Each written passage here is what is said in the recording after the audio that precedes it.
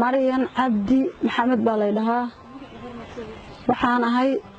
xaaska Cabdikariin Sheekh Muuse afar ilmood baan leeyahay saddex gabdhood iyo wiil baa ii joogta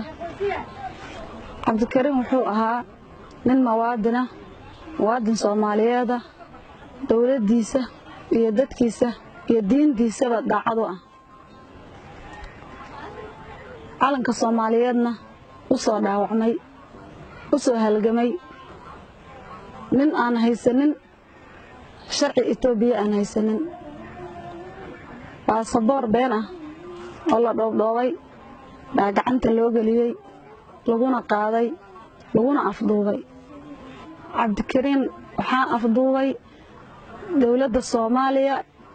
ee farmaajo Cali Khayre ay ka yihiin xukuumadda baa afduubay isagoo u kicirtimay magaalada Gaalkacyo ee Puntland una doonay wiil yar oo adeer u yahay oo xanuunsan u raadiyay markuu tagayna ay qabteen ciidamada Galmudug markii dambena loo soo gacan galiyay ciidanka federaalka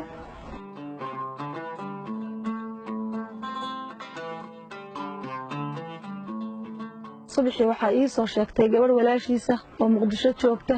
habeenka horeysaan wada hadlaynay una soo salaamay aan si fiican u sheekaysanay markay gabadha ii sheegtay waan qaadan waayay waan walwalay waan raadinay warkiisii baan raadinay waan helay wiil baa subaxii dambe telefoonka iigu geeyay waa kan Cabdikariin la hadal buu yiri waan la hadlay waan salaamay salaanka bacdi wuxuu dhahay walaalle waan fiicanahay waxa faraha igu hayo oo gacantooda aan ku jiraa nimanka Galmudug oo maxaan ku dhahdaayay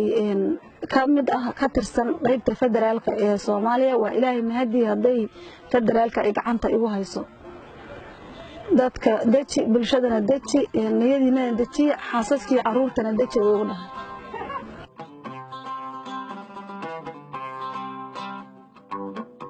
horta aabay aniga yar bay ugu dambeysay muddo ma aanan arag hadda 10 sano iyo waliba ka badan ah runtii waxaan islahaa aabaha aad mar dambe si fiican u aragtay weynaaday aad la kulantid aabahayna maxaan ku dhahdaa waxaan ku ballansanay inuu sanadkan noo yimaado ama aan u tagno marka waxa aabahay asagoo wali aan noo iman anaguna noo tagin balse aan maxaan ku dhahdaa ballantanada inaan is aragno iyo farmaajo iyo khayri ciidamada sintay afduub ku sameeyeen baycada Itoobiya u dhiiban u gacan galiyeen أنا معدكي مدرسة كإمادة أنا جوريان صقل جوري ودتك بروحان محاد عمر كان ده مركب ولا شيء هذا أبا لقبته هذا مركب لقبته هذا كتابي يوحي أن وتودن ما الآن كتور مقارنة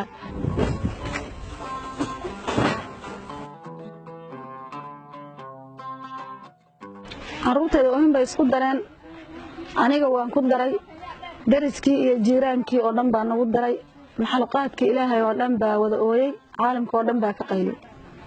footinkii bishii 12aad baa iigu dambeysay Cabdikariin oo Muqdisho aan la joogay sanadkaas oo dhan anagu ka soo kacitay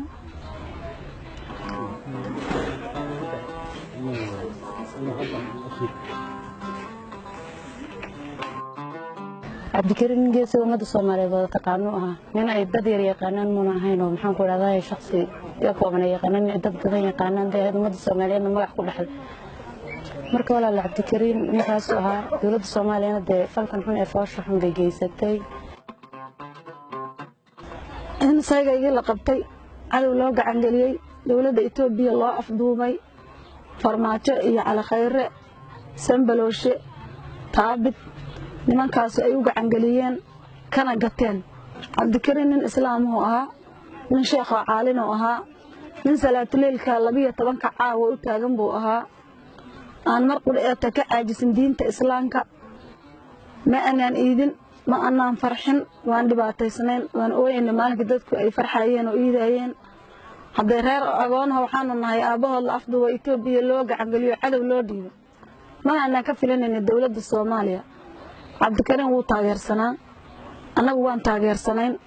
maalinkii la dooranayay farmaajo 12 maalinkii TV-ga aan ag fadhinay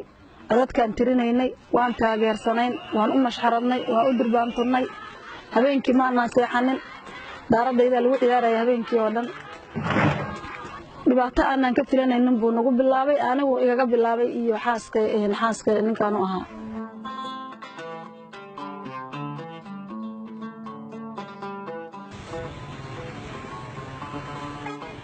dowladda farmaajo waxaan u sheegayaa si degdeg ah Cabdikariin inay xorriyadiisa u soo celiyaan u raadiyaan godkay ku rideen uga soo bixiyaan xildhibaanada iyo ciidamada xoogga dalka Soomaaliyeed si degdeg ah inay mooshin ka keenaan dowladda farmaajo iyo Cali Khayre